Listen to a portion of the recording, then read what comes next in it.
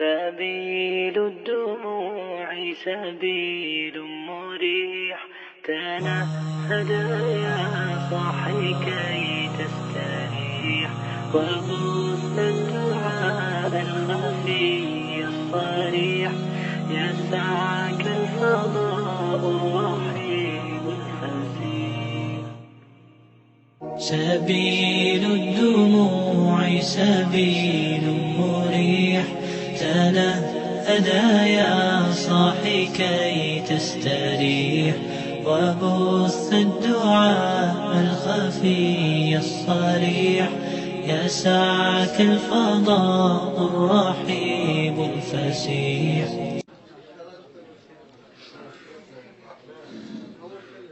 الحمد لله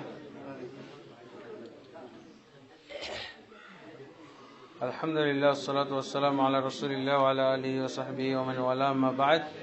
আলহামদুলিল্লাহ, মধুরচর মেঘলা দোহার নতুন সহি আকীদার সহি আমলের মসজিদে আল্লাহ তাবারক ওয়া তাআলা, মসজিদের নাম মসজিদ আবু হুরায়রা রাদিয়াল্লাহু আনহু, এই জামে মসজিদে আল্লাহ তাবারক ওয়া তাআলা আমাকে জুমার খুতবা এবং জুমার সালাতে ইমামতি করার যে সুযোগ দান করেছেন এবং মুসল্লি ভাইয়েরা যে এর জন্য দাওয়াত করেছেন, এর জন্য আল্লাহর শুকরিয়া আদায় করি এবং মুসল্লিদেরকে ধন্যবাদ জানাই, মোবারকবাদ জানাই, দোয়া করি আল্লাহ তাবারক ওয়া তাআলা তাদেরকে কোরআন এবং সুন্নাহর ইলম বাড়িয়ে দিন এবং আমল করার তৌফিক দান করুন এবং এই কাফেলার সাথে অন্যদেরকে দাওয়াত দিয়ে জড়িত করার তাদেরকে তৌফিক দান করুন, আল্লাহুম্মা আমিন। সালাতের পর, জুমার সালাতের পর প্রশ্নোত্তরের পর্বে আমার হাতে যে প্রশ্নগুলো এসেছে তার ভিতরে প্রথম প্রশ্নটা হচ্ছে, নামাজে সব সূরার শুরুতে কি বিসমিল্লাহ বলতে হবে? জবাব হচ্ছে, নামাজে যে সব সূরাগুলো পাঠ করা হয় সবগুলো সূরাতে বিসমিল্লাহ পড়তে হয় না, শুধু সূরা ফাতিহার শুরুতে বিসমিল্লাহির রহমানির রহিম পড়তে হয়। তার কারণ বিভিন্ন সহিহ হাদিস দ্বারা প্রমাণিত যে বিসমিল্লাহির রহমানির রহিম সূরা ফাতিহার প্রথম আয়াত, যদিও প্রথম আয়াত, কিন্তু পড়ার নিয়ম হলো আস্তে আস্তে পড়ার নিয়ম। বিসমিল্লাহির রহমানির রহিম পড়তেই হবে, তবে আস্তে পড়তে হবে। কোন কোন মাযহাবে জোরে পড়ার কথাও আছে, শাফিঈ মাযহাব এবং আমাদের দেশে অনেক মসজিদে জোরে পড়া হয়। আর অন্য সূরা বলতে সূরা নামলের তো একটা আয়াত, মাঝের আয়াত, এটা সূরা ফাতিহার শুরুর আয়াত আর সূরা নামলের মাঝের আয়াত। আর বাকি অন্যান্য যত সূরা আছে, সূরা তাওবাতে তো বিসমিল্লাহই নাই, অন্যান্য সূরার শুরুতে বিসমিল্লাহির রহমানির রহিম আছে। এই বিসমিল্লাহির রহমানির রহিম পরের সূরার অংশ নয়, আগের সূরারও অংশ নয়, অতএব এটা পড়ার দরকার নেই। এটা যদি আমরা না পড়ি তাহলে কোনো ক্ষতি হবে না। এগুলো আগের সূরারও অংশ নয়, পরের সূরারও অংশ নয়। তাহলে আমি তো সূরা পড়বো, তো বিসমিল্লাহির রহমানির রহিম আর লাগবে না। আর এই বিসমিল্লাহির রহমানির রহিম এগুলো কিন্তু কোরআনেরই অংশ, এটা ঠিক। এগুলো হলো স্বতন্ত্র আয়াত। এগুলো কি বিশ্বাস করবো আমরা? স্বতন্ত্র আয়াত। দুই সূরার মধ্যে পার্থক্য নির্ণয় করার জন্য। দুই সূরাকে আপনি পার্থক্য করবেন কি করে? এই ব্যবস্থা আল্লাহই নাজিল করেছেন বিসমিল্লাহির রহমানির রহিম। এই জন্য যখন আমি একই রাকাতে একাধিক সূরা পড়বো সিরিয়ালি, তখন বিসমিল্লাহির রহমানির রহিম আস্তে পড়বো, কারণ পার্থক্য করে যাব। কিন্তু সূরা ফাতিহার পর আরেকটা সূরা বিচ্ছিন্ন ভাবে আমি পড়লাম, এইখানে লাগবে না। কয়েকটা সূরা যখন পড়তে যাব তখন বিসমিল্লাহির রহমানির রহিম পড়তে হবে। তারপরও না পড়লেও চলবে, যেহেতু এগুলো কোন সূরারই অংশ না, আগের সূরারও না, পরের সূরারও না। একটু বিরতি দিয়ে আমি পরের সূরা পড়তে পারি। নামাজে রাফায়ে আদান করা বুখারীর কত নম্বর হাদিসে আছে জানলে বলবেন। আসলে বুখারীর কত নম্বর হাদিস এইটা আমার মুখস্থ নাই, তবে সহিহ বুখারীতে পরপর 5টি হাদিস আছে আযান অধ্যায়ে। আমাদের হয়তো অনেকেরই হাদিস নম্বর মুখস্থ আছে। কে বললেন কত নম্বর হাদিস? 735 হ্যাঁ, 35 থেকে 39, 735 থেকে 739। এই 5টি হাদিস হলো রফুল ইয়াদাইনের ব্যাপারে। আর রফুল ইয়াদাইন করব কি করব না এই নিয়ে কিন্তু মতভেদ আছে। মতভেদ মানে এক শ্রেণীর মুসলমান তো বলতেছে রফুল ইয়াদাইন করাই যাবে না, কেন মানসুখ হয়ে গেছে। কিন্তু এই দাবিটা হলো আমাদের যুগের দাবি, এটা কোন সাহাবীদের দাবি না। কিছু জয়ীফ হাদিস থেকে, জয়ীফ জাল হাদিসে, যেমন ইবনে ওমর রাদিয়াল্লাহু আনহু থেকে পাওয়া যায় একটা জয়ীফ জাল হাদিস, বারা ইবনে আযিব থেকে, অন্যান্য বর্ণনা থেকে পাওয়া, ইবনে মাসউদ থেকে পাওয়া যায় যে আল্লাহ রাসূল সাল্লাল্লাহু আলাইহি ওয়াসাল্লাম শুধু রফুল ইয়াদাইন করেছেন, শুরুতে এর উপর করেন নাই। এগুলো হলো সহিহ বুখারীর বিপরীতে এই হাদিসগুলো দুর্বল। সহিহ হাদিসের যে 5টি হাদিস, যেভাবে যে যত শক্তিশালী বর্ণনা, সনদ যত, সূত্র যত মজবুত, এগুলোর কোনো তুলনাই চলে না সহিহ বুখারী। এই জন্য এগুলো হলো সব জয়ীফ বা জাল হাদিস। জয়ীফ বা জাল হাদিস, জয়ীফ বা জাল হাদিস দিয়ে তো সহিহ বুখারীর হাদিস নষ্ট করা যায় না, আমল লঙ্ঘন করা যায় না। তারপরে আবু দাউদের ভিতরে একটি হাদিস এসেছে আবু হুমায়দ রাদিয়াল্লাহু থেকে বর্ণিত যে আল্লাহ রাসূল সাল্লাল্লাহু আলাইহি ওয়াসাল্লামের মৃত্যুর পর সালাতের পদ্ধতিটা কি, এই নিয়ে সাহাবী সম্মেলন অনুষ্ঠিত হয়েছিল। রাসূল সাল্লাল্লাহু আলাইহি ওয়াসাল্লামের সালাত আদায়ের পদ্ধতি কি ছিল, এইটা বর্ণনার জন্য সাহাবী সম্মেলন হয়েছিল। এটা এই জন্য যে একজন প্রশ্ন করেছিলেন সাহাবীদেরকে যে রাসূল সাল্লাল্লাহু আলাইহি ওয়াসাল্লামের সালাত কেমন হবে, তখন তারা 10 জন সাহাবী একত্রিত হয়ে এর প্রশ্নের জবাব দিতে যে দেখলেন যে আবু হুমায়দ রাদিয়াল্লাহু আনহু উনি বললেন যে আমি জবাবটা দিই, আমি বলি রাসূলুল্লাহ সাল্লাল্লাহু আলাইহি ওয়াসাল্লামের সালাতের পদ্ধতিটা কেমন ছিল। তো কাতাদা রাদিয়াল্লাহু আনহু সেখানে উপস্থিত, আবু হুরায়রা অন্যান্য সাহাবী উপস্থিত, তারা একটু আপত্তি করলেন যে আপনি পরে ইসলাম গ্রহণ করেছেন, তা আপনি কি করে বেশি জানেন সালাত আদায়ের পদ্ধতিটা, আপনি বর্ণনা করবেন। এখান থেকে কি বোঝা যায় যে লেটেস্ট পদ্ধতি বর্ণনার জন্য দাঁড়িয়েছেন। আল্লাহ রাসূল সাল্লাল্লাহু আলাইহি ওয়াসাল্লামের মৃত্যু পর্যন্ত আমরণ তিনি যেই পদ্ধতিতে সালাত পড়েছেন, এই সাহাবী সম্মেলনে সেই এই পদ্ধতি উঠে আসছে। আবু হুমায়দ রাদিয়াল্লাহু বলছেন, জবাব দিচ্ছেন যাকে, যে প্রশ্ন করলো আবু কাতাদা যে আপনি কি করে আমাদের সে বেশি জানেন, অথচ আপনি ইসলাম গ্রহণ করেছেন আমাদের সবার পরে, আর আপনি রাসূলের সালাতের বর্ণনা দিবেন। কি বোঝা যায় যেটা হলো লেটেস্ট খবর। আর আমরা কি বলি যে ওটা আল্লাহ রাসূল আগে করতেন পরে। এই 10 জন সাহাবী কেউ বুঝলো না, এই পণ্ডিতটা বুঝলো, এই মুফতিটা বুঝলো, আর 10 জন সাহাবী বুঝলেন না। 10 জন সাহাবীর সামনে আবু হুমায়দ বর্ণনা দিলেন আল্লাহ রাসূল সাল্লাল্লাহু আলাইহি ওয়াসাল্লামের সালাতের যে পদ্ধতিটা বলেছেন তার ভিতরে 4 অবস্থায় রফুল ইয়াদাইন উনি উল্লেখ করেছেন। 4 অবস্থায়, একটা হলো তাকবীর তাহরিমা, আর একটা হলো রুকুতে যাওয়ার সময়, আর একটা হলো রুকু থেকে মাথা উঠানোর সময়, আর একটা হলো 2 সিজদা থেকে মাথা উঠানো বা দাঁড়ানোর সময়। 4 অবস্থায় রফুল ইয়াদাইন সাহাবী সম্মেলনে বহাল আছে। তো হুজুরের সম্মেলনে থাকে না কেন, এই মুফতি সম্মেলনে থাকে না কেন? এটা দুঃখজনক। এই সম্মেলনগুলো অবশ্যই কারেকশন করতে হবে। এই সম্মেলনগুলো অবশ্যই প্রশ্নবিদ্ধ, এই সম্মেলনগুলো অবশ্যই ঠিক নয়। সাহাবী সম্মেলন হলো ঠিক, আলহামদুলিল্লাহ। তারপর সাহাবী বলছেন যে উকবা বিন আমির রাদিয়াল্লাহু বলছেন যে প্রত্যেক রবুল এদেনে 10 নেকি করে আল্লাহ রাসূল সাল্লাল্লাহু আলাইহি ওয়াসাল্লাম ঘোষণা করে দিয়েছেন। এক সেদিন টের পাবে মনসুখ বলার কথার মানে ক্ষতি কতটুকু সেদিন টের পাবে, যেদিন নেকির পাল্লায় নেকি কমে যাবে। এখন তো আমি 10 নেকি করে ছেড়ে দিচ্ছি, 10 নেকি করে ছেড়ে দিলে কি পাওয়া যায় জানেন? মাযহাব পাওয়া যায়। কোন সাহাবীর মাযহাব না, ইমামের মাযহাব পাওয়া যায়। অথচ রাসূলুল্লাহ সাল্লাল্লাহু আলাইহি ওয়াসাল্লামের মাযহাব, আমাদের সবারই মাযহাব হলো একমাত্র ইসলাম। মাযহাব কিন্তু একটাই, সেটা কি? ইসলাম। তালিমুল ইসলাম বইয়ে আজও হয়তো আছে, তোমারা মাযহাব क्या है, हमारा मजहब ইসলাম। এটি হলো সহি মাযহাব, সঠিক মাযহাব।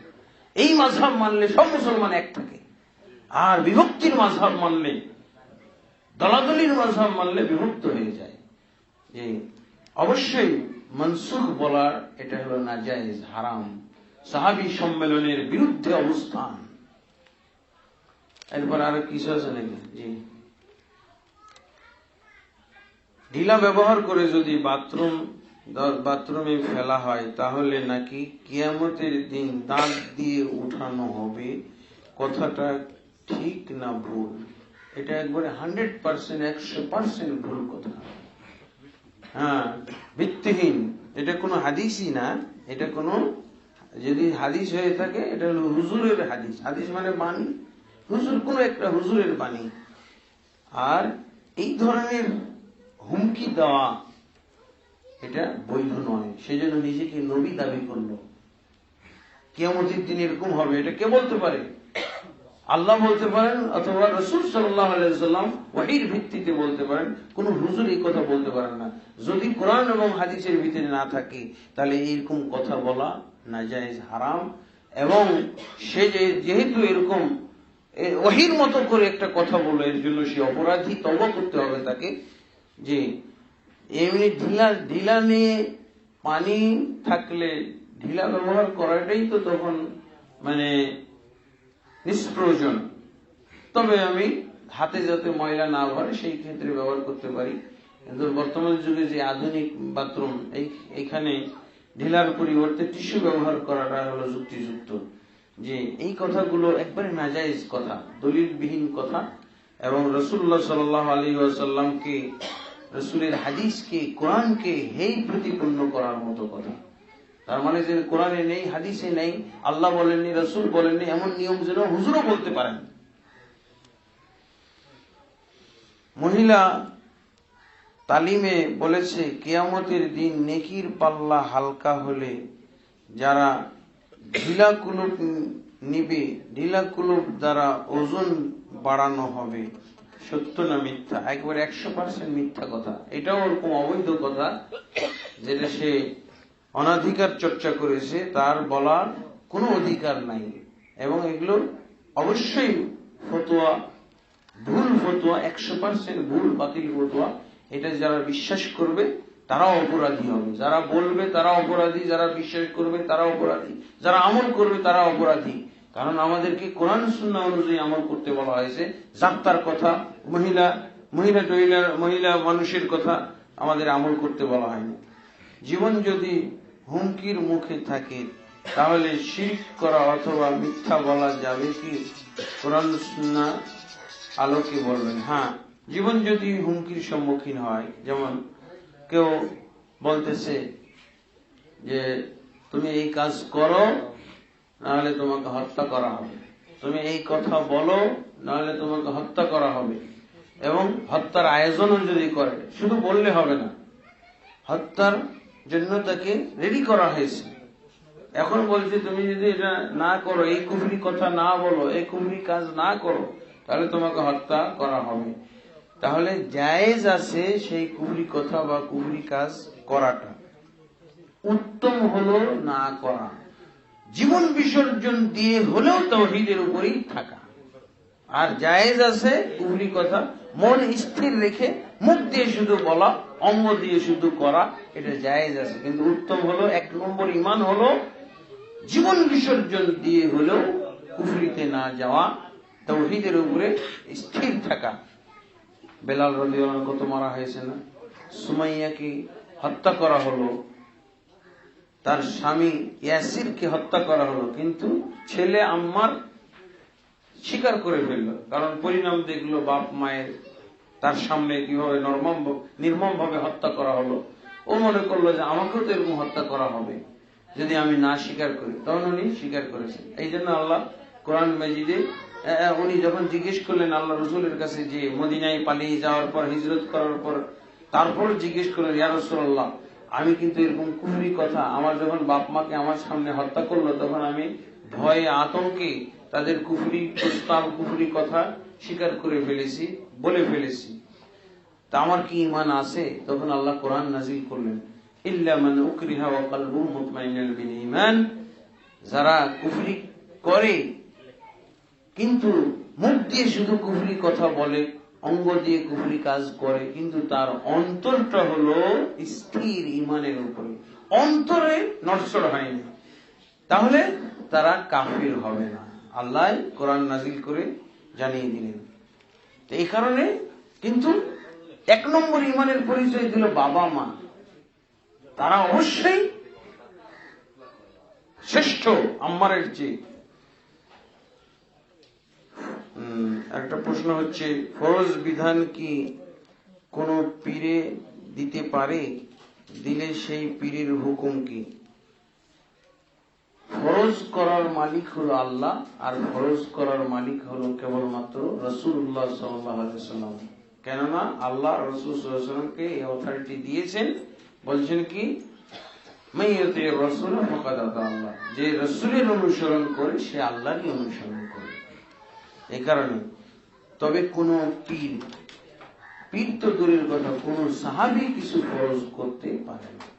ফরজ যেটা আল্লাহ ফরজ করেননি, রাসূল ফরজ করলেন, এমন জিনিস কেউ যদি ফরজ করে, ফরজ আমল হিসেবে চালু করে, তাহলে এটা কুফরি গুনাহ, মুরতাদ হয়ে যাবে। যে এটা চালু করলো এই ফরজ, সেও মুরতাদ হবে, আর যারা আমল করবে তারাও মুরতাদ হবে, যদি তারা জেনে বুঝে করে থাকে। আর যদি তাদেরকে জানতে দেয় নাই, কৌশলে সে চালিয়ে দিয়েছে বা জারি করে দিয়েছে, সেই ক্ষেত্রে তারা হয়তো দায়ী হবে না, কিন্তু ওই পীর বা ওই ব্যক্তি, ওই হুজুর অবশ্যই মুরতাদ হয়ে যাবে। ফরজ যেটা আল্লাহ ফরজ করে, রাসূল ফরজ করে, সে যদি ফরজ করে। পীর ধরা ফরজ, এটা কি সত্য? না, কখনো না। কোরআন ধরা সত্য, ইসলাম ধরা সত্য, কোরআন ধরা সত্য, আর রাসূলের সুন্নাহ ধরা হলো সত্য এবং সত্য। কিন্তু কোন ব্যক্তি বা পীর মুর্শিদ ধরা ফরজ নয়। এই ফরজও ইসলাম ভঙ্গের কারণ হতে পারে। নাউযুবিল্লাহ। জানাজার সালাতে সূরা ফাতিহা পড়তে হবে কিনা? অবশ্যই জানাজার সালাতে সূরা ফাতিহা পড়তে হবে, কারণ রাসূলুল্লাহ সাল্লাল্লাহু আলাইহি ওয়াসাল্লাম জানাজার সালাতে সূরা ফাতিহা পড়তেন। আর রাসূলুল্লাহ সাল্লাল্লাহু আলাইহি ওয়াসাল্লাম বলছেন কি, তোমরা আমার সুন্নাত আঁকড়ে ধরো, আমার সুন্নাতকে আঁকড়ে ধরো। রাসূল সাল্লাল্লাহু আলাইহি ওয়াসাল্লামের সুন্নাত আঁকড়ে ধরতে হলে, রাসূল সাল্লাল্লাহু আলাইহি ওয়াসাল্লামের পদ্ধতি আঁকড়ে ধরতে হলে তো সূরা ফাতিহা পড়তে হবে। আল্লাহ রাসূল পড়েছেন, আমি পড়বো না কেন? সহিহ বুখারীতে পাওয়া যায়, ইবনে আব্বাস রাদিয়াল্লাহু থেকে বর্ণিত, তিনি বলছেন, তিনি একদিন নিজেই সূরা জানাজার সালাত পড়ালেন, কিন্তু ওই জানাজার সালাতে জোরে জোরে সূরা ফাতিহা পড়লেন, অন্য সূরাও পড়লেন। এরপরে তিনি বললেন যে আমি এই জন্য আজকে জোরে জোরে সূরা ফাতিহা পড়লাম, যাতে তোমরা জানতে পারো যে এটা রাসূলের সুন্নাত, রাসূলের পন্থা পদ্ধতি। তাহলে আমরা কিভাবে ছাড়বো? আল্লাহ রাসূল পড়লেন, সাহাবী পড়লেন, আর আমি পড়ি না, কিসের বলে? ওই হাদিসটা দেখাইতে হবে। জানাজাতে সূরা ফাতিহা লাগবে না, এই হাদিস কোথায় আছে? সারা বাংলাদেশের মৌলবী মুফতিরা একত্র হয়ে এরকম দেখাইতে পারবে না। অথচ আরেকটা জিনিস দেখাইতে পারবে না, সেটা তারা আমল করে। এটা দেখেন, সূরা ফাতিহা পড়া এটা হাদিসে আছে, সহিহ বুখারী এবং অন্যান্য হাদিসগুলো, অথচ এটা আমল করে না। সূরা ফাতিহা পড়তে হবে না, এটা কোনো হাদিসে নাই। আর আরেকটা কি নাই, যে সানা পড়তে হবে, এটা কোনো হাদিসে নাই। সানা পড়ার হাদিস নাই, অথচ এটাই আমরা পড়ি। আর ফাতিহা পড়ার হাদিস আছে, এটা পড়ি। এটা কত বড় আমাদের হাদিসের সাথে খেয়ানত করা হচ্ছে, ইসলামের সাথে খেয়ানত করা হচ্ছে, জনগণের সাথে প্রতারণা করা হচ্ছে। এসব আলেমরা অবশ্যই জনগণের সাথে প্রতারণাকারী, আর কিচ্ছু বলা যায় না। হাদিসে আছে যেটা ওটা তারা বলছে না, ওটা তারা করাচ্ছে না, ওটা তারা আমলে আনছে না, আর যেটা হাদিসে নাই ওটা করাচ্ছে। কিসের থেকে সুযোগটা পেল এই হুজুর? আপনি নিজেও হাদিস পড়েন না, এই জন্য। আমরা যদি সবাই এভাবে হাদিস পড়ি, এই জন্য ওনারা হাদিস পড়তেও নিষেধ করেন, কারণ এই ফতোয়াগুলো তখন চলবে না, ফতোয়াগুলো চলবে না। কোরআন হাদিস পড়তে নিষেধ করে এরকম নরাধম হুজুর আমাদের এই বাংলার মাটিতে পাওয়া যায়। ওরা বলে কোরআন হাদিস পড়বেন না, বিভ্রান্ত হয়ে যাবেন, 17 রকমের এলেম লাগবে। হ্যাঁ, নাউজুবিল্লাহ। তো অবশ্যই 17 রকমের এলেম লাগবে। এটা কে বললো? আল্লাহ রসুল বলছেন বাল্লিগু আন্নী ওয়ালাউ আয়া, একটি আয়াতও জানলে প্রচার করো। তাহলে একটা আয়াত প্রচার করতে আমার 17টা লাগবে? এটা অবশ্যই অন্যায় কথা, এটা অবশ্যই অপরাধমূলক কথা, এটা অবশ্যই কোরআন এবং হাদিসের মাঝে, মুসলমানদের এবং কোরআন হাদিসের মাঝে আর সৃষ্টি করার কথা, তার ফাঁকিবাজি, ভাওতাবাজি এবং তার প্রচারণা বুঝতে না দেওয়ার জন্য এইসব কথাবার্তা বলে। আমার ইসলাম ধর্মকে এই হিন্দু ধর্ম ঠাকুরি ধর্মে পরিণত করার একটা পায়তারা। সবারই অধিকার আছে, প্রত্যেকেই পড়তে পারে। একজন 1 পাস 5 পাস এরাও কোরআন সুন্নাহ পড়তে পারে, এবং আমরা দেখেছি হুজুরের চেয়ে বেশি অভিজ্ঞ একজন 5 পাসকে দেখেছি, একজন দাখিল পাসকে দেখেছি। আমাদের মুফতির চাইতে অনেক অনেক দূর এগিয়ে গেছে কোরআন সুন্নাহর জ্ঞানে। এটা এগিয়ে যেতে পারে, আপনারা প্রতিযোগিতায় নামেন। এই মুফতিদের এইসব কথাবার্তা, বিভ্রান্তিমূলক কথাবার্তা, কোরআন এবং সুন্নাহর অবমাননামূলক কথাবার্তার দিকে মোটেও কান দিবেন না, নাহলে অপরাধী হবেন। আল্লাহ আমাদেরকে তৌফিক দান করুন। দাওয়াত ও তাবলীগ প্রচলিত ইলিয়াসি তাবলীগ, এটা কি ভুল না খারাপ, ভালো না খারাপ? আসলে কোরআন এবং সুন্নাহর ভিতরে সবকিছু কমপ্লিট করে দেওয়া হয়েছে। দাওয়াত এবং তাবলীগের বিষয়টাও কোরআন সুন্নাহয় বর্ণিত হয়েছে। আল্লাহ রাসূল সাল্লাল্লাহু আলাইহি ওয়াসাল্লাম আমাদেরকে তাবলীগের দায়িত্ব দিয়ে গেছেন, এবং রাসূলুল্লাহ সাল্লাল্লাহু আলাইহি ওয়াসাল্লামকে এভাবে আল্লাহ বলেছেন বাল্লিগ মা উনজিলা ইলাইক, হে রাসূল, ইয়া আইয়ুহার রাসূল বাল্লিগ মা উনজিলা ইলাইকা, রাসূল আপনার উপরে যা কিছু আল্লাহর পক্ষ থেকে নাযিল করা হয়েছে সব প্রচার করেন। এবং আল্লাহ রাসূল সাল্লাল্লাহু আলাইহি ওয়াসাল্লাম উম্মতকে দায়িত্ব দিয়ে গেছেন ফালিয়ুবাল্লিগুশ শাহিদুল গায়বা, আজ তোমরা যারা উপস্থিত আছো তারা অনুপস্থিতদের কাছে প্রচার করে দাও। সেটা কি প্রচার করতে হবে? আয়াত প্রচার করতে হবে।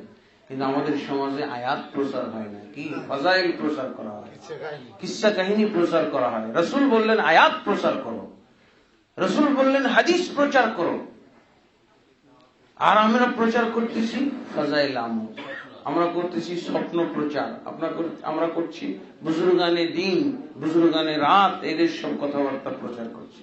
এগুলো ঠিক না। জাল জয়ীব হাদিস এগুলো প্রচার, এগুলো আসলে তাবলীগের দুইটা ধারা। একটা হলো মদিনা ভিত্তিক তাবলীগ, যেভাবে রাসূলুল্লাহ সাল্লাল্লাহু আলাইহি ওয়াসাল্লাম তাবলীগ করেছিলেন, সাহাবায়ে কেরাম তাবলীগ করেছিলেন, এটা হলো পূর্ণাঙ্গ ইসলামের তাবলীগ। কোরআন সুন্নাহ আপনার সাথে থাকতে হবে। এই মদিনার ধারার তাবলীগ করতে হলে শর্ত হলো কোরআন সুন্নাহ আপনার সাথে থাকতে হবে, কোরআন সুন্নাহ আপনার পক্ষে থাকতে হবে।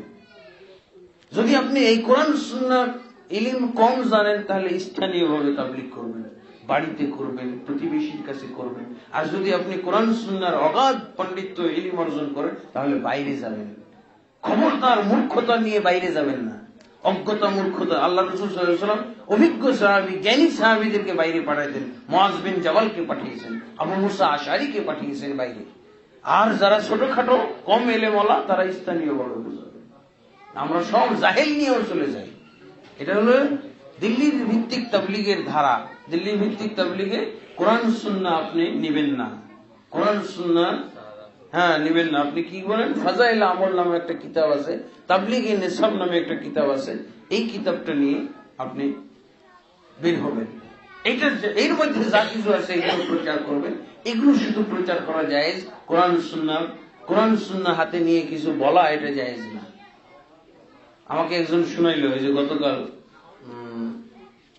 আমার মাহফিল ছিল গাজীপুর ওই যে বোট বাজার ওখানে যিনি আমাকে দাওয়াত করেছিলেন উনি একজন আলেম, ঢাকা লিয়ে থেকে, তিনি টাইটেল পড়া জহুরুল ইসলাম ভাই। উনি বললেন আমরা উত্তরার 18টা সেক্টরের ভিতরে কোরআনের তাফসীর এবং সহিহ বুখারী এবং মুসলিম এগুলো দান করেছিলাম। 18টা সেক্টরে যতগুলো মসজিদ আছে সবগুলো মসজিদে আমরা কিছু চান্দা সংগ্রহ করি এই সহিহ কোরআনের তাফসীর আর সহিহ বুখারী মুসলিম এই গ্রন্থগুলো আমরা প্রত্যেক মসজিদে 18টা সেক্টরের প্রত্যেকটা মসজিদে আমরা এগুলো দান করেছিলাম মুসল্লিদের পড়ার জন্য। আমরা এই 18টা সেক্টর ঘুরে মসজিদগুলো দেখি সব এগুলো বাজেয়াপ্ত করে, সব চুরি করে কোথাও উধাও করে দেওয়া হয়েছে। ওই জায়গাতে শুধু তাবলীগ নেশাবটাই আছে। ইন্না লিল্লাহি ওয়া ইন্না ইলাইহি রাজিউন। কোরআন সুন্নাহর তাবলীগ বলা যায় এটাকে? অবশ্যই নয়। আল্লাহর কোরআন রাসূলের হাদিসকে বিতাড়িত করে দিল, মসজিদে লুকিয়ে দেওয়া হলো, চুরি করে এগুলোকে মসজিদ থেকে বের করে দেওয়া হলো, কিন্তু তাবলীগী নেশাবটা ঠিকই রয়ে গেছে। কারা করেছে? যারা মদিনা ভিত্তিক তাবলীগ পছন্দ করে না, যারা দিল্লি ভিত্তিক তাবলীগের সাথে রয়েছে, এরাই এগুলো করেছে। এই অপরাধ এরাই করেছে। আল্লাহ এদেরকে হেদায়েত দান করুন, এদেরকে কোরআন সুন্নাহর মহব্বত আল্লাহ তাদের অন্তরে পয়দা করুক। আল্লাহ তাবারক ওয়া তাআলা তাদের এই আজগুবি কথাবার্তা মহব্বত সরিয়ে ফেলুক, তাদের অন্তরকে মুছে ফেলুক। এইসব বুজুর্গানে দিন এবং রাতদের কথা যেন অন্তরে স্থাপিত না হয় এবং অন্তর থেকে মুছে দেয়। আল্লাহ এই ব্যবস্থা করুন। কত দুঃখজনক কথা! এটা কি সহ্য করবে কোন মুসলমান? তার ভিতরে ঈমান থাকলে, কোরআনের প্রতি তার মহব্বত থাকলে, রাসূলের সুন্নাহ হাদিসের প্রতি মহব্বত থাকলে এটা সহ্য করার মতো কথা? অবশ্যই অন্তর ফেটে চুরমাচুর হয়ে যাওয়া হতো, কলিজা ফেটে রক্ত বের প্রবাহিত হওয়া উচিত। এই অপরাধ কারা করেছে? এই জোয়ারওয়ালারা, যারা ইমানের জোয়ার ঘটিয়েছে তাবলীগের ইজতেমার মাঠে, এরাই এগুলো অপরাধ করেছে। আল্লাহর কোরআনের তাফসীর, রাসূলের হাদিস এগুলো সরিয়ে ফেললো, লুকিয়ে ফেললো, চুরি করে কোথায় যে সরিয়ে ফেলেছে আল্লাহই ভালো জানেন। মানুষ কি আল্লাহর প্রতিনিধি নাকি জমিনের প্রতিনিধি? কখনোই আল্লাহর প্রতিনিধি মানুষ নয়, এটা নিষেধ। এই তাফসীর আমাদের ভারতবর্ষে করা হয়, ইন্নী জাইলুন ফিল আরদি খলিফাতান, নিশ্চয়ই আমি জমিনের বুকে খলিফা করব। খলিফা করব, খলিফাতি বলেছে, আমার খলিফা, আমার প্রতিনিধি বানাবো, এটা কি বলেছে? এটা ভুল কথা, তাফসীরটাই ভুল। আল্লাহর প্রতিনিধি নয়, এটা হলো খলিফা শব্দের অর্থ হলো খালফ, মানে হলো পিছনে, একজন আরেকজন এর পিছনে আসা, এমন একটা জেনারেশন ভিত্তিক জাতি তৈরি করব, জেনারেশন ভিত্তিক একটা আমি মানুষ প্রজাতি তৈরি করব, যারা শেষ হয়ে যাবে না, এক জেনারেশনের পরে আরেক জেনারেশন হবে, পরস্পরাগত। এটাকে বলা হয় খলিফা। মানে তাহলে আদম থেকে শুরু করে কিয়ামত পর্যন্ত এরা বংশ পরম্পরায় আসবে এবং আমার দিন বুঝবে, পালন করবে। এই হলো অর্থটা। খলিফা মানে এমন একটা জাতি যে কোনো এক যুগ পর্যন্ত সীমাবদ্ধ না, তারা একবার কিয়ামত পর্যন্ত বহাল থাকবে, হ্যাঁ, পরস্পরাগত ভাবে। খলিফা শব্দের অর্থ হলো আমরা জি আল্লাহর প্রতিনিধি কখনো কেউ হইতে পারে না। মানুষ কি? এটা কি মন্ত্রীর প্রতিনিধি দল, এটা চেয়ারম্যানের প্রতিনিধি, এটা প্রেসিডেন্টের প্রতিনিধি, এটা হইতে পারে। মানুষ মানুষের প্রতিনিধি হইতে পারে, জমিনের হইতে পারে, কিন্তু আল্লাহর প্রতিনিধি হইতে পারে না। যারা ইলিয়াসি তাবলীগ করে এবং আহলে হাদিস করে এবং দলাদলি করে, তাদের ব্যাপারে কোরআন ও হাদিস কি বলে? অবশ্যই আমরা ইসলামের নামে কোনো দলাদলি করতে পারি না। ইসলামের নামে দলাদলি করা হলো হারাম। সেটা রাজনৈতিক দলাদলি হোক, সেটা দাওয়াত তাবলীগের ক্ষেত্রে দলাদলি হোক, সেটা সাংগঠনিক দলাদলি হোক, যদি এক মুসলমান আর এক মুসলমানের সাথে ফ্রিভাবে মিশতে না পারে, মহব্বত না করতে পারে, তাহলে এই দলাদলিগুলো সবই হলো ইসলামে অবৈধ, নিষিদ্ধ এবং অপরাধমূলক। এগুলো আহলে হাদিসের নামে দলাদলিও এটাও নিষিদ্ধ। আমি অমুক আহলে হাদিস, আমি তমুক আহলে হাদিস, হ্যাঁ, এগুলো বলা যাবে না। আহলে হাদিস শব্দটা আপত্তিকর নয়। আহলে হাদিস শব্দ যদি এর অর্থ আমরা বুঝতাম, অর্থটা বাস্তবায়ন করতাম। আহলে হাদিসের অর্থ হলো কোরআন এবং সহিহ হাদিসের অনুসরণকারী। তাহলে ওই তো বলতে পারে যে কোরআন এবং সহিহ হাদিস তার জীবনে বাস্তবায়ন করতেছে, তাহলে বলতে পারে। এবং এটা তার উপনাম বা পরিচয়মূলক নাম হতে পারে। কারণ মুসলিমের মধ্যে শিয়াও আছে, সুন্নি আছে, বাতিল 72টা ফিরকা আছে। এর মধ্যে সে যদি বলে তাহলে বলতে পারে, এটা সমস্যা নাই। কিন্তু কোরআন এবং হাদিসের অনুসারী না হয়ে শুধু যদি এই পরিচয়মূলক হয়, আমি অমুক আহলে হাদিস, আমি তমুক, আমি ঢাকার আহলে হাদিস, আমি রাজশাহীর আহলে হাদিস, আমি জমিয়ত আহলে হাদিস, আমি আন্দোলন আহলে হাদিস, যুব সংঘ আহলে হাদিস, আমি সুবহান আহলে হাদিস, তাবলীগ আহলে হাদিস, এগুলো ঠিক না। সব আহলে হাদিস এক, যদি অর্থভিত্তিক হয়। নামাজের নিয়ত কিভাবে করতে হয়? নামাজের নিয়ত করতে হয়, নিয়ত শব্দের অর্থ তো হলো কি বলে, সংকল্প, ইচ্ছা পোষণ করা। আপনি সংকল্প, ইবাদতের ক্ষেত্রে নিয়তের মর্ম হলো যেই ইবাদতটা আপনি করতে যাচ্ছেন সেই ইবাদতের ফিগারটা মাথায় উপস্থিত করে আপনি ইচ্ছা পোষণ করবে, এই ইবাদতটা আমি করতে যাচ্ছি। ফিগারটা মাথায় নিয়ে আসবেন, এটা হলো নিয়ত। আমরা তো নাওয়াইতকে নিয়ত বলি, নাওয়াইতকে নিয়ত বলা না, নিয়ত পড়তে হয় না, বলতে হয়।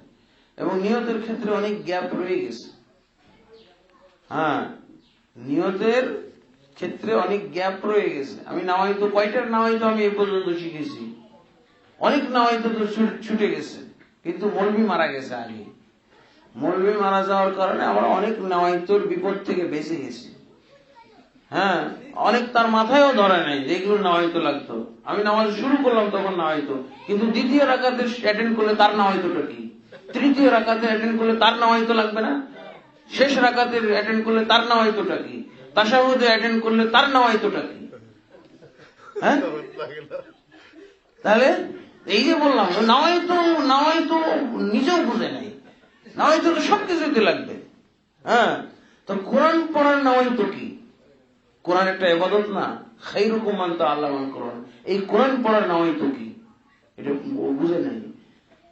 ও ছিল অনেকটা নির্বোধ মার্কা, মোটা মোটা কিছু ইবাদতের নাওয়াইতো সেট করেছে, আর অনেক ইবাদতের নাওয়াইতো, আজান পড়ার, আজান দেওয়ার নাওয়াইতোটাও বানাইতে পারে নাই, ইকামতেরও নাওয়াইতো বানাইতে পারে নাই, মসজিদে ঢুকার নাওয়াইতো বানায় না। কেন? এগুলো ইবাদত না? খালি দোয়া পড়বো আমরা?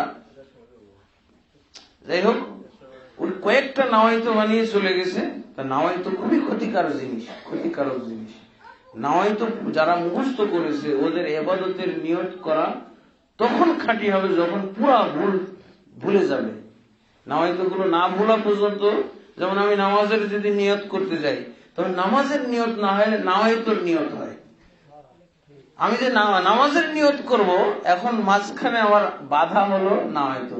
আমি নামাজের চিত্র, নামাজের ফিগারটা নিয়ে আসবো মাথায়, তা না করে আমি নাওয়াইতো, কোন নামাজ, এটা কোন নামাজ, এটা আরবান আর সালাসান নাকি, নাওয়াইতোর নিয়ত জাগে। এখন নামাজের নিয়তই আর হচ্ছে না, নাওয়াইতোর নিয়তটা হচ্ছে। এই জন্য বলেছি যতক্ষণ পর্যন্ত পুরোপুরি ভাবে ব্রেন থেকে না মুছে যাবে নাওয়াইতো, ততদিন পর্যন্ত নামাজের নিয়তটা খাঁটি হবে না, ভেজাল হয়ে গেল। এই জন্য যারা মোটেও মুখস্থ করেনি নাওয়াইতো, তারা কিন্তু খুব ভালো অবস্থানে আছে, ভালো অবস্থায় আছেন। কারণ ভুলা খুব কঠিন। কিভাবে বলবেন? যদি কখনো হয়তো স্টক করে, হ্যাঁ, ব্রেন স্টক করলে যদি বলে, হ্যাঁ, তাও তো থেকে যায় নাউজুবিল্লাহ। এটা মারাত্মক অবস্থা। এই নাওয়াইতো গুলো বিরাট ব্যাধি। এই জন্য অনেকেই কঠিন শাস্তিও বলেছেন। কাজা নামাজ পড়া যাবে কিভাবে? কাজা নামাজ তো আসলে সিস্টেম ইসলামে নাই, কাজা নামাজের কোন সুরত ইসলামে নাই। তবে যদি কারো ঘটে যায় তাহলে সেই ক্ষেত্রে বলছে কেউ বলছে এটা কাজা নামাজ তওবা সহ পড়তে হবে, তওবা করতে হবে আগে, তারপর নামাজটা পড়বে।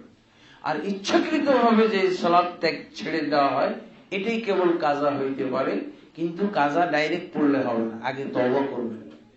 আল্লাহ তাবারক ওয়া তাআলা তওবা কবুল করলে তারপর আপনার কাজা নামাজ কবুল করবে। আগে তওবা করতে হবে এটা, কারণ ইসলামে কাজা করার কোনো অপশন নাই। শুধুমাত্র রাসূলুল্লাহ সাল্লাল্লাহু আলাইহি সাল্লাম 3 ওয়াক্ত কাজা করেছিলেন খন্দকের যুদ্ধে, এরপর রহিত হয়ে যায় সূরা বাকারার বলে না 239 নম্বর আয়াত দ্বারা এটা রহিত হয়ে গেছে। আল্লাহ বলছেন কি, ফাইন খিফতুম ফারিজালান ওয়া রুকবানান ফাইযা আমিনতুম ফাযকুরুল্লাহ কামা আল্লামাকুম। যদি তোমাদের ভয় ভীতি থাকে তো দাঁড়িয়ে দাঁড়িয়ে নামাজ পড়ো, অথবা আরোহী অবস্থায় নামাজ পড়ো, পালাইতে পালাইতে দৌড়াইতে দৌড়াইতে নামাজ পড়ো। যুদ্ধক্ষেত্রে হয় দৌড় দিতে হবে, ধাওয়া করতে হবে, অথবা ধাওয়া খেতে হবে। তা আল্লাহ বলছেন ধাওয়াকারী অবস্থায়ও নামাজ পড়ো, ধাওয়াকৃত ব্যক্তি হলেও সেই অবস্থায় নামাজ পড়ো, দৌড়াইতে দৌড়াইতে পড়তে হবে, অথবা বাহনে আরোহী অবস্থায় পড়তে হবে। আর কোন কাজার অপশন থাকলো না। কাজা থাকলে জানের ভয়ে কাজা হইতো, যে শত্রু আমাকে তলোয়ার নিয়ে ধাওয়া করতেছে, পেয়ে গেলেই তো হত্যা করবে। কিন্তু আল্লাহ বলছেন পালাইতে পালাইতে নামাজ পড়ো। যদি এটা বন্ধ করে দেওয়া হয়েছে 3 ওয়াক্ত পর্যন্ত আল্লাহ রাসূল করেছেন, হ্যাঁ, তবে 2 ওয়াক্ত পর্যন্ত একত্র পড়ার নিয়ম রাখা হয়েছে। যোহরের সাথে আসর, আসরের সাথে যোহর, মাগরিবের সাথে এশা, এশার সাথে মাগরিব, এইটা ছাড়ে দেওয়া হয়েছে।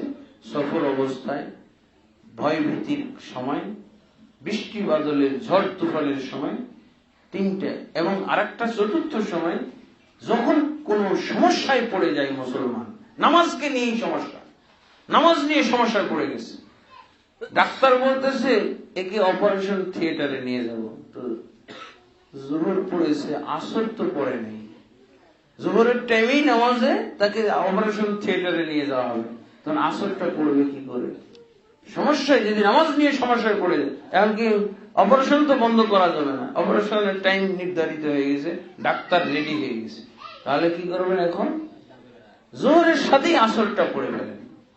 এরপর আপনার যেহেতু অনেকক্ষণ হয়তো অজ্ঞান থাকতে হইতে পারে, ঝামেলা, তখন আপনি মাগরিবটা এশারের পর, এশারের সাথে পড়বেন রাত 11টার দিকে। বুঝেছেন কত সহজ হয়ে গেল?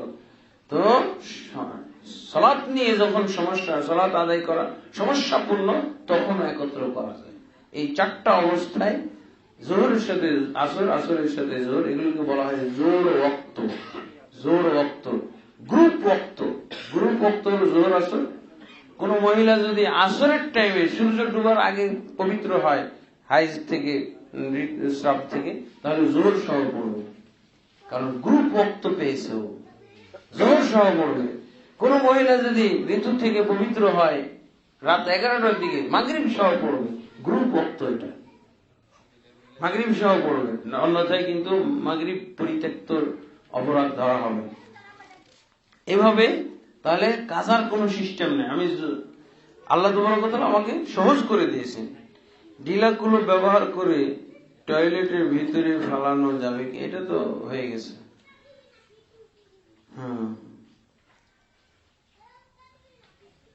কি এটা সহি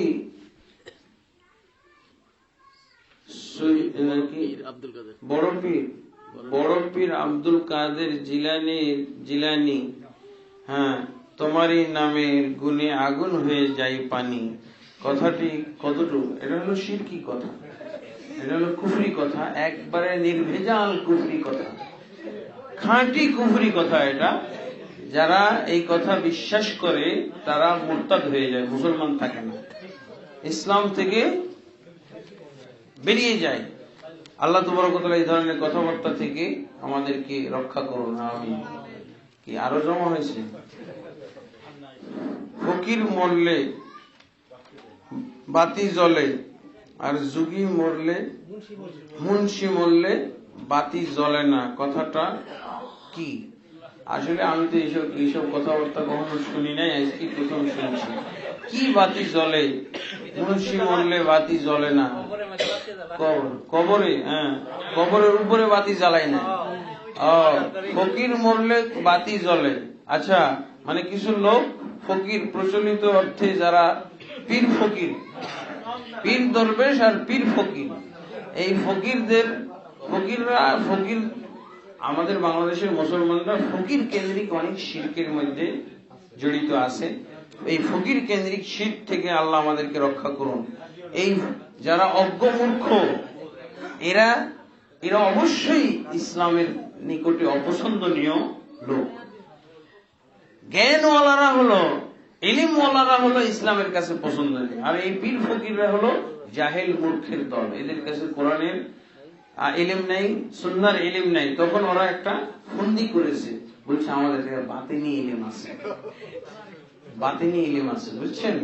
এই পীর ফকিররা বাতিনি ইলিম, কোরআনের ইলিম অর্জন করার সুযোগ হয় না, মক্তবও পড়াতে পারে না, মক্তবটা রিডিংও পড়তে পারে না, অর্থ একটা ওয়ার্ড মিনিং, কোরআনের একটা আয়াতের অর্থ জানে না। তখন ওরা কি দাবি করে? যাতে আপনি ওকে আর ধরতে না পারেন, ওর মূর্খতা আপনি আর টের না পান। ও বলছে আমি বাতিনি ইলিম জানি। তা ওকেও কিন্তু সাইজ করা যাবে যদি বলে আচ্ছা তুই বাতিনি ইলিম গালাই কয়টা বল, খালি ভিতরে রাখবি কেন, আমাদেরকে দু একটা শোনা। তখন দেখবেন যে ও শেষ, কুবকাত। এগুলো ধোকা দেওয়ার প্রতারণামূলক কথাবার্তা। বাতিনি ইলিম, বাতিনি ইলিম তো তুই তো জানবি, তুই বাতিনি ইলিম কয়টা জানিস বল? হ্যাঁ, আর যদি ও না বলে তখন আপনি বলা শুরু করবেন, তোর বাতিনি ইলিম গুলো আমি জানি অনেকগুলো। হ্যাঁ, তোর বাতিনি ইলিম, যে তোর যেই বাতিনি ইলিম, বাতিনি মানে গোপন ইলিম যেটা অনুসরণ করে, তোর বাতিনি ইলিমের মধ্যে আছে কি নামাজ পড়া যাবে না। আমল তো করিস, বাতিনি ইলিম না জানলে আমল করে ঠিক। 1 নম্বর কি? নামাজ পড়া যাবে না। 2 নম্বর হলো পাক পবিত্র থাকা যাবে না।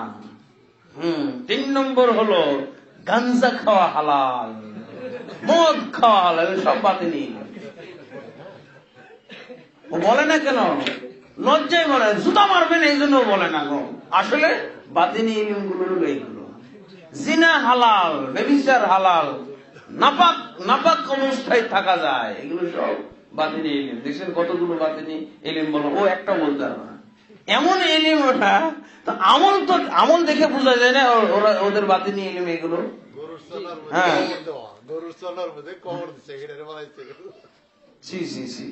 এর বাতি দেওয়া হলো বিদআত, হারাম। ফকিরদের প্রতি বিশ্বাস করা শিরক, আর বাতি দেওয়া হলো হারাম বা বিদআত। খাজা তোমার কি? তোমার জায়গায় বসত করি, তোমার খাই, তোমার পরি, এগুলো সব শিরকি কথাবার্তা। এগুলো আল্লাহর সাথে সমকক্ষতামূলক কথা। অথচ কোরআনে আমরা সূরা ইখলাসের মধ্যে কি বলেছি? লাম ইয়াকুল লাহু কুফুয়ান আহাদ, আল্লাহ তোমার সমকক্ষ কেউ নেই। আল্লাহই খাওয়ায়, আল্লাহই পড়ায়, আল্লাহই জীবন দেয়, আল্লাহই মৃত্যু দেয়, সবকিছু আল্লাহ তাবারক ওয়া তাআলা করেন। আত্মহত্যা করা, লাশ সামাজিক কবরস্থানে মাটি দেওয়া হয় না কেন? না, এটা তো আত্মহত্যাকারীকে দেখতে হবে। ও যদি বেনামাজি হয়ে থাকে, তো বেনামাজি হওয়ার কারণে তাকে মুসলমানদের কবরস্থানে কবর দেওয়া যাবে না। বেনামাজির চেয়ে অনেক ছোট হলো আত্মহত্যার গুনাহ। ওই আত্মহত্যাকারীকে জানাজা দেওয়া যাবে না, দাফন করা যাবে না মুসলমানদের সাথে, যে আত্মহত্যাকারী হলো বেনামাজি। আর নামাজি হলে আত্মহত্যাকারী হোক, তার নামাজ পড়তে হবে, যারা পড়বে না তারা গুনাহগার হবে। ঠিক আছে? নামাজ পড়তে হবে তার অবশ্যই, কারণ আত্মহত্যা অনেক ছোট গুনাহ। সালাত ত্যাগের চেয়ে, বেনামাজির চেয়ে অনেক ছোট গুনাহ, 100% ছোট গুনাহ। আত্মহত্যা মহাপাপ। যদি কোনো ব্যক্তি আত্মহত্যা করে, আত্মহত্যা মহাপাপ না, শিরক কুফরি হলো মহাপাপ। আর এটা হলো কবিরা গুনাহ। আত্মহত্যা হলো কবিরা গুনাহ এবং মারাত্মক গুনাহ। তবে শিরক, কুফরি, মুনাফিকি এগুলোর চেয়ে বড় না। সালাত ত্যাগ, যাকাত ত্যাগ এগুলোর চেয়ে বড় গুনাহ না, এর চেয়ে ছোট গুনাহ। অবশ্যই আত্মহত্যাকারীও জান্নাতে যেতে পারে তার যদি অন্যান্য আমল ঠিক থাকে, কারণ আমল তো ওজন হবে, নেকিগুলো এক পাল্লায় আর গুনাহগুলো আর এক পাল্লায়। নেকির আমলের অনেক আইটেম, অনেক প্রকার থাকবে, সালাত, যাকাত, হজ, উমরা, কোরআন তেলাওয়াত, জিকির, আজকার, আজান, ইকামত, এগুলো সব থাকবে। আর এদিকে গুনাহ থাকবে, গুনাহ থাকবে কি, সুদ খাওয়া, ঘুষ খাওয়া, তারপরে চুরি করা, ডাকাতি করা, আত্মহত্যা করা, মিথ্যা কথা বলা, ওয়াদা ভঙ্গ করা, আত্মসাৎ করা, এগুলো গুনাহ আর এক পাল্লায়। নেকিও যেমন বিভিন্ন প্রকার, গুনাহ এরকম বিভিন্ন প্রকার, সব গড় গড়ান এতে পাল্লায় উঠানো হবে। যদি নেকির পাল্লা ভারী হয়ে যায় তাহলে জান্নাত, আর যদি গুনার পাল্লা ভারী হয় তাহলে গুনাহ পরিমাণ, যদি শিরকের গুনাহ এখানে না থাকে, কুফরি নিফাকি গুনাহ এখানে না থাকে, তাহলে ওই গুনাহ পরিমাণ শাস্তি ভোগ করে আবার সে এই নেকিগুলোর কারণে জান্নাতে যাবে। আলহামদুলিল্লাহ। খালুকে আব্বু বলা যাবে কি না? খালুকে আব্বু বলা যাবে না, খালুকে খালুই বলতে হবে। কেন আপনার আব্বু বলার এরপর এত শখ? হ্যাঁ, খালু। জন্মদাতা পিতাকে বাবা বলি আর খালুকে আব্বু বলি, এর বিধান কি? না, এটা বলা যাবে না, তাকে খালুই বলতে হবে। কারণ এটাতে আপনি হয়তো এই হুমকির সম্মুখীন হতে পারেন, অন্তর্ভুক্ত হতে পারেন। আল্লাহ রাসূল সাল্লাল্লাহু আলাইহি ওয়াসাল্লাম বলেছেন, যে ব্যক্তি তার বাপ নয় এমন লোককে বাপ বলবে, তার উপরে আল্লাহর লানত পড়ে। দরকার কি আপনার আব্বু বলতে? যে আপনার কিভাবে খেলাফত, আমরা কিভাবে খেলাফত প্রতিষ্ঠা করতে, আপনারা কিভাবে খেলাফত প্রতিষ্ঠা করতে চান, গণতন্ত্র নাকি বিপ্লব? আসলে আল্লাহ রাসূল সাল্লাল্লাহু আলাইহি ওয়াসাল্লামের তরিকায় আমরা খেলাফত প্রতিষ্ঠা করতে চাই, আলা মিনহাজিন নবুওয়া, নবুয়তের আদলে। নবুয়ত কি ছিল? দাওয়াত এবং তাবলীগের মাধ্যমে। মুসআব রাদিয়াল্লাহু আনহুকে আল্লাহ রাসূল মদিনায় পাঠিয়ে দিলেন, তিনি হিজরতের অনুমতি পাননি, মুমিনদেরকে হিজরতের অনুমতি দিয়েছিলেন। মুসআব রাদিয়াল্লাহু আনহুকে আল্লাহ রাসূল বললেন যে এই কোরআনটা নিয়ে যাও আর মদিনাবাসীকে তুমি কোরআনের শিক্ষা দাও, কোরআনের দাওয়াত দাও, ইলমের দাওয়াত দাও।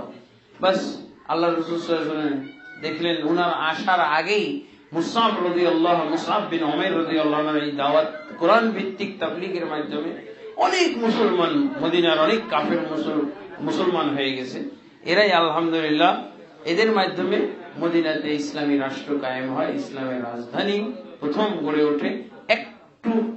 একজনেরও রক্তপাত হয় নাই, শুধুমাত্র দাওয়াত তাবলীগের মাধ্যমে। কিন্তু দাওয়াত তাবলীগটার মধ্যে পূর্ণাঙ্গতা থাকতে হবে। জি, গণতন্ত্র না, গণতন্ত্র দিয়ে ইসলাম ধ্বংস হয়। ইসলাম যে দেশে গণতন্ত্র থাকে ওই দেশে কখনোই আর ইসলাম আসতে পারে না।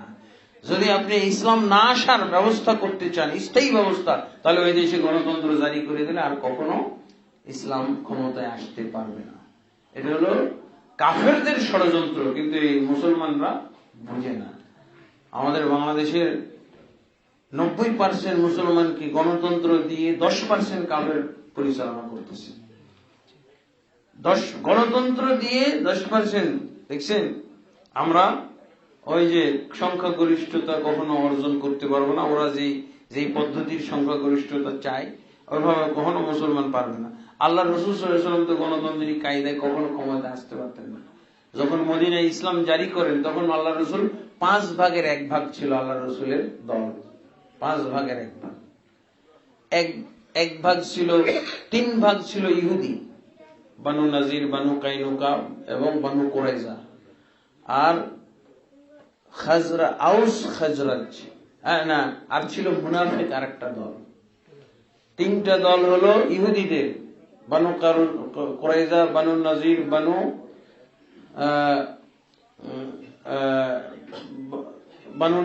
বানু কুরাইজা, বানু কাইনুকা, আর একটা হলো মুনাফিকদের দল, আর ছিলেন রাসূলুল্লাহ সাল্লাল্লাহু আলাইহি ওয়াসাল্লামের দল।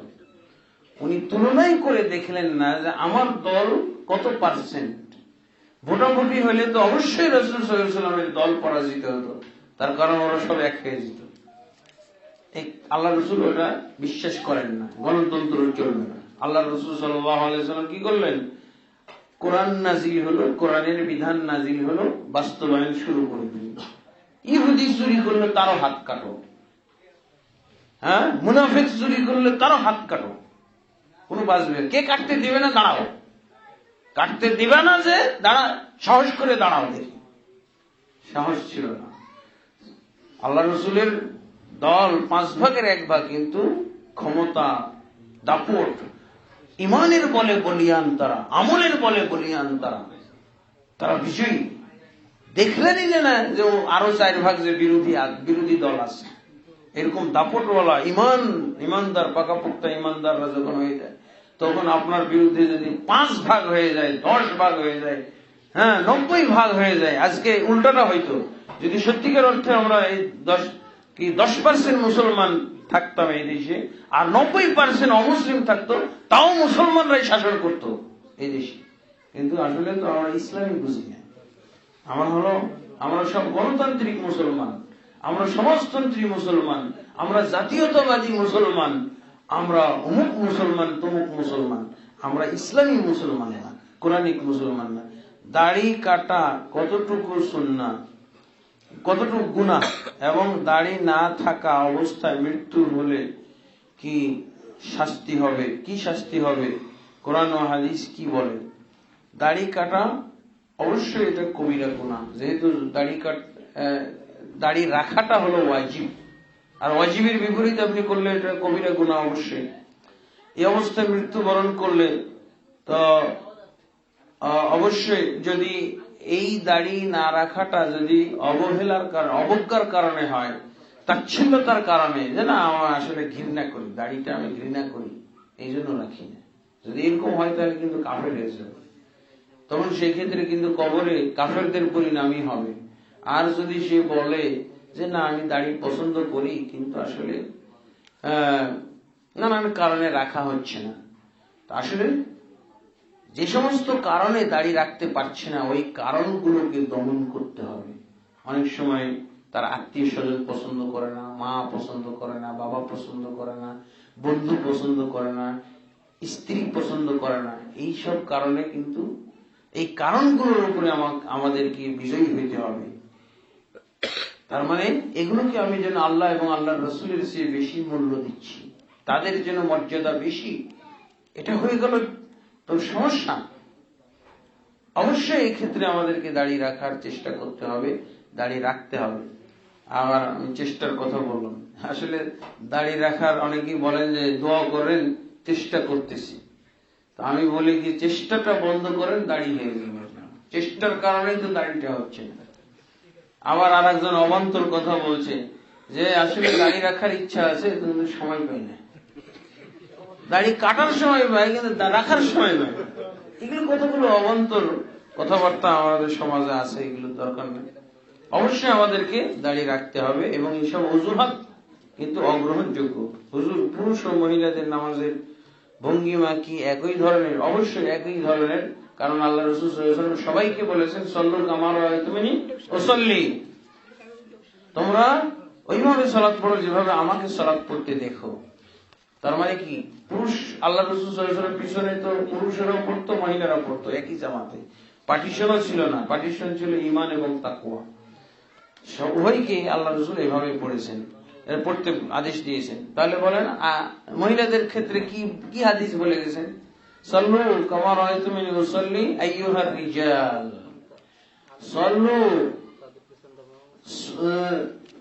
সাল্লু হাকাযা আইয়াতুহান নিসা, তোমরা এই পদ্ধতিতে সালাত পড়ো হে মহিলার দল। এরকম বলেছেন, এরকম হাদিস আছে দেখাইতে পারবে? তাহলে কেন এরকম পার্থক্য? কোনো পার্থক্য? আজান একামত মহিলাদেরও দেওয়ার 2 রকম হাদিস আছে। আজান দিতে পারবে না, একামত দিতে পারবে না মহিলারা। আর আরেক হাদিসে আছে আজানও দিবে, একামতও দিবে।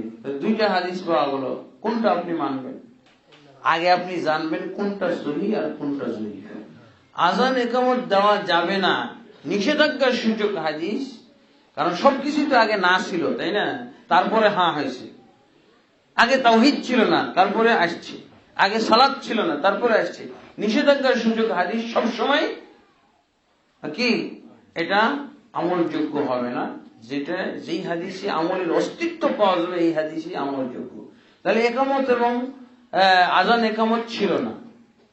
আমরা যে মসজিদে আজান দিই এটাও তো ছিল না একসময়। মদিনাতে যে স্বপ্নের মাধ্যমে আল্লাহ রাসূল সাল্লাল্লাহু আলাইহি ওয়াসাল্লামের সমর্থনের মাধ্যমে আজান অস্তিত্বে আসলো। মহিলাদের ক্ষেত্রে হয়তো আজান আগে ছিল না, পরে আসছে। আর দুই রকম হাদিস পাওয়া গেলে নেতিবাচক হাদিসের উপরে ইতিবাচক হাদিসকে প্রাধান্য দিতে হয়, এটাই হলো নিয়ম। জি আলহামদুলিল্লাহ। হুজুর, ফরজ নামাজের পর একসাথে মোনাজাত করার কোনো বিধান আছে? না, মোনাজাত করার কোনো বিধান নাই। নামাজের ভিতরে মোনাজাত করার বিধান আল্লাহ রাসূল সাল্লাল্লাহু আলাইহি ওয়াসাল্লাম বলেছেন। সহিহ বুখারী, মুসলিম এবং অন্যান্য হাদিস গ্রন্থে আছে, আল্লাহ রাসূল সাল্লাল্লাহু আলাইহি ওয়াসাল্লাম বলেছেন, ইন্না আহাদাকুম ইযা কামা ফিস সালাতি ফাইন্নাহু রাব্বাহু, তোমাদের কোন ব্যক্তি যখন সালাতে দণ্ডায়মান হয় তখন সে তার প্রতিপালকের সাথে মোনাজাতে লিপ্ত হয়ে যায়। আর এই মোনাজাত চলে কতক্ষণ পর্যন্ত? সালাম ফিরা পর্যন্ত। সালাম ফিরা শেষ, মোনাজাতও শেষ। কিন্তু আমরা কি মোনাজাত করি যে আল্লাহ রাসূলের মোনাজাত শেষ আর আমার মোনাজাত শুরু, হুজুরের মোনাজাত শুরু। এটা না, এটা অবশ্যই বিকৃত। ফরজ সালাতের পরে দলবদ্ধভাবে মোনাজাত একাকীও নাই, দলবদ্ধভাবেও নাই। ওই যে আপনারা এখানে লিখে রেখেছেন, খুব ভালো লিখছেন। রাসূলুল্লাহ সাল্লাল্লাহু আলাইহি ওয়াসাল্লাম প্রত্যেক সালাতের সালাম ফিরানোর পর হাত না তুলে নিম্নোক্ত দোয়া পড়তেন। ব্র্যাকেট যখন দিয়েছেন তাহলে আরেকটা শব্দ লিখে দিলে ভালো হতো, হাত না তুলে এবং দলবদ্ধ না হয়ে নিম্নোক্ত একাকী পড়তে হবে। এগুলো সব দোয়াগুলো দেখবেন যে সব এক বছরের দোয়া, বহু বছরের কোন দোয়া নামাজের পরে নাই। বেদাতি সুন্নাত নফল সালাতে ইচ্ছা করলে আপনি দোয়া মোনাজাত করতে পারেন, হাত তুলে করতে পারেন, না উঠিয়ে করতে পারেন। বেদাতি আলেমের পিছনে সালাত পড়া যাবে কি? বেদাতি আলেমের পিছনে জামাতের শরীক হওয়া জায়েজ আছে। হ্যাঁ, কারণ কি? ইমামের বেদাতি হওয়ার কারণে মুক্তাদির সালাতে কোনো ত্রুটি হয় না। ইমামের যদি সালাত নাও হয় তাহলে মুক্তাদির সালাত জামাতের সওয়াব 25-27 গুণ পেয়ে যাবে। কিন্তু ইমামের নামাজ নাও হতে পারে, কারণ ইমাম ওযু ছাড়াই নামাজ পড়াইছে। ইমাম হয়তো কি বলে ও ছদ্ম মুসলিম হয়ে নামাজ পড়াইতেছে, হিন্দু কিন্তু ছদ্ম মুসলিম হয়ে নামাজ পড়াইতেছে। হ্যাঁ, সে হয়তো বৌদ্ধ খ্রিস্টান, সে পেটের তাগিদে ছদ্ম মুসলমান হয়ে নামাজ পড়াইছে। ওর তো নামাজ হবেই না, মুসলমানই না। কিন্তু আমাদের কি নামাজ হবে না? আমাদের 100% নামাজ জামাতের সওয়াব পাওয়া যাবে। এইভাবে বেদাতি ইমামের পিছনে নামাজ জায়েজ হবে। তবে নিয়ম হলো, বেদাতি ইমামকে ক্ষমতা থাকতে, সমর্থ থাকতে আমি নিয়োগ দিব না, নিয়োগ ঠেকাবো, কোনোটাই পারলো না, তখন আমি শুধু আমার লাভটার দিকে লক্ষ্য করে 25 কিংবা 27 জন সওয়াব করে আমি ইক্তেদা করব। ইমাম বুখারী রাহমাতুল্লাহ আলাইহি বলেছেন, জাহামিয়া সম্প্রদায়ের ইমামও যদি ইমামতি করে আমি তার পিছনে ইক্তেদা করব, কারণ ওর বেদাত আমার উপরে বর্তাবে না, ওর বেদাত ওর উপরেই বর্তাবে। ওর সালাত না হলে আমার সালাত হয়ে যাবে। বেনামাজি আত্মীয় হলে তার জন্য নামাজ পড়ে দোয়া করা যাবে? হ্যাঁ, দোয়া তো করা যাবে। আল্লাহ তাকে হেদায়েত নসিব করো, আল্লাহ তাকে নামাজি বানিয়ে দাও, হ্যাঁ, পরিষ্কার বানাও, এইভাবে তো দোয়া আমি করতে পারি। জি হ্যাঁ, জয়ীফ শব্দের অর্থ কি? জয়ীফ শব্দের অর্থ হলো দুর্বল, অনুপযুক্ত, হাদিসের ক্ষেত্রে আমল অযোগ্য, দুর্বল বা আমল অযোগ্য। ধরেন একজন মেধা সম্পন্ন, একজন বিশ্বস্ত সত্যবাদী রাবী এক কথা বর্ণনা করছে, আর আরেকজন আরেকটা বর্ণনা দিচ্ছে। তা আপনি কোনটা মানবেন? বিশ্বস্ত রাবী যেটা বর্ণনা দিয়েছেন সেটাই তো। আর এই মিথ্যুককে তো আমি দুনিয়াবী ক্ষেত্রে বিশ্বাস করি না, তাহলে দিনী ক্ষেত্রে, ইবাদত আমলের ক্ষেত্রে কিভাবে বিশ্বাস করব? এটাই হয়ে যাবে তখন জয়ীফ বা জাল হাদিস। আলহামদুলিল্লাহ, জয়ীফ অর্থ হলো দুর্বল। জি আলহামদুলিল্লাহ, আর কোন প্রশ্ন উত্তর নাই, শেষ। সুবহানাকাল্লাহুম্মা ওয়া বিহামদিকা আশহাদু আল্লা ইলাহা ইল্লা আনতা আস্তাগফিরুকা ওয়া আতুবু ইলাইক। লা ইলাহা ইল্লাল্লাহ, লা